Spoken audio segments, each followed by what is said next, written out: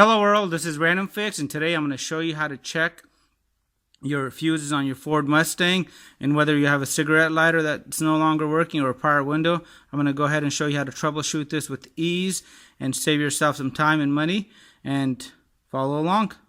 I was just actually putting air in this tire here after I installed new brakes and rotors on the vehicle, and long behold, the compressor went out in the middle of me doing that. So let me show you how I actually figure this out and how I go about it, maybe make your life a little easier.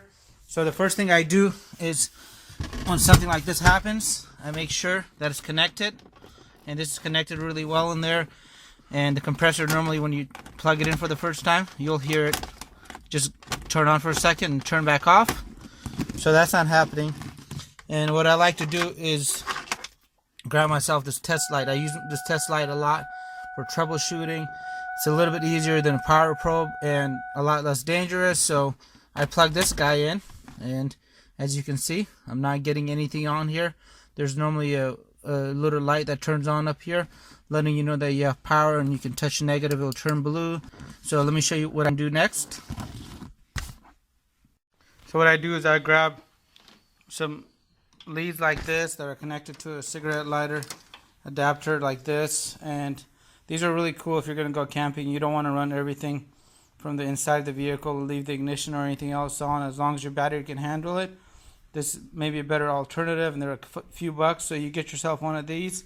And now I'm going to take that same test light that I had, and I'm going to plug it up in here, and you're going to instantly see that I got power. So now if I touch anything negative, it'll turn blue. If I touch anything positive, it'll turn red.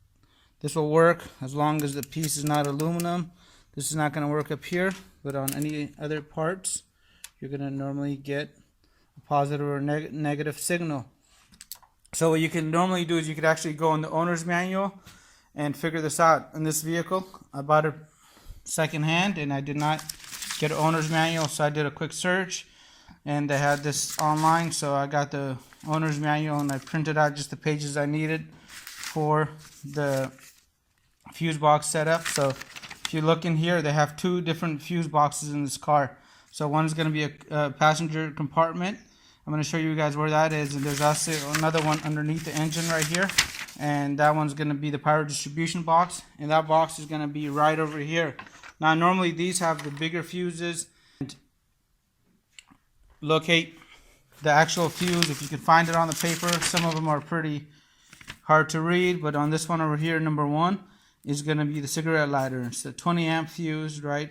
So I was actually doing some testing here yesterday for my ABS module, and I know everything in this line is 15 amps, so I kind of use that as a reference. So whatever this is right here, this is normally going to be associated with the number 1 fuse, but on this particular Ford, nothing follows the same exact spec. So even though this is here, and this particular fuse, when you try to read it, it won't be in that same exact area. So I'm going to show you guys how to find this, and you don't need the owner's manual or anything else. This is probably the best tool I have. So if I was checking this right here, if I thought it was any of these, I can just go from side to side, and they should just both be the same signal. So sometimes you'll find that they're both going to be negative, and that's okay. You just don't want to see a positive and nothing on the other side, or a negative and nothing on the other side. So I just went through this whole center block here really quick, and you could do the same for these smaller fuses.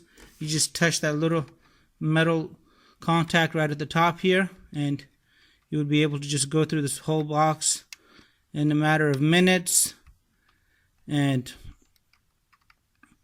it'll really make your day a lot easier. So all this stuff in here has been checked out. These are going to be relays, and normally these do not go out when a cigarette lighter fuse burns out. So now let's go ahead and head on the inside, and let me show you guys where the passenger compartment fuse panel is located on this Ford Mustang. So right here, this is going to be the passenger side fuse compartment cover right here, and you actually want to remove this cover by grabbing it just like that. And once you remove it, you want to grab the fuse puller from here, and you have some nice spare fuses here just in case you need to use these. And what I'm going to do is I'm quickly going to do the same technique that I did out there for all these fuses right here. So this is that row of 15 that I was talking about. So everything is going to be located kind of opposite of that. So on the diagram, it actually shows me that this row right here, this fuse right here, just a spare. This should not be in use. And you can tell by on both sides it has no signal. So if you run across that, that's sometimes pretty normal. This has a positive signal right there, and a positive signal on this side.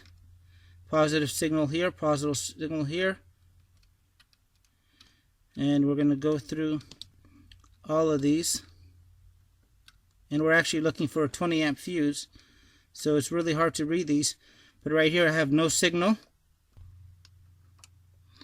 So right here on this fuse, I actually got a positive signal on one side and no signal on the other. So this is kind of the indication of a burnt fuse. I'm going to go ahead and pull that fuse out using that little fuse puller that we had, and grab this out of here.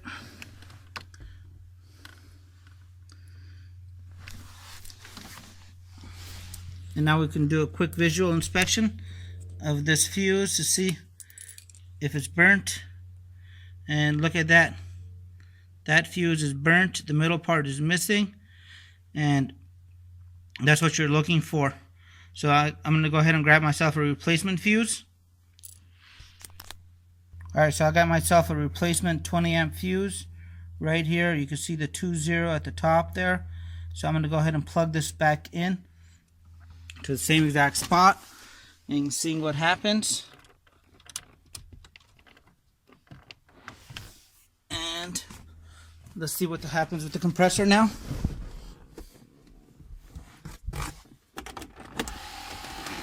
There you go. The compressor now has power.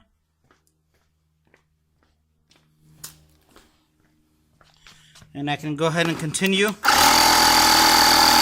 my tire. But I really hope this video helped you guys out.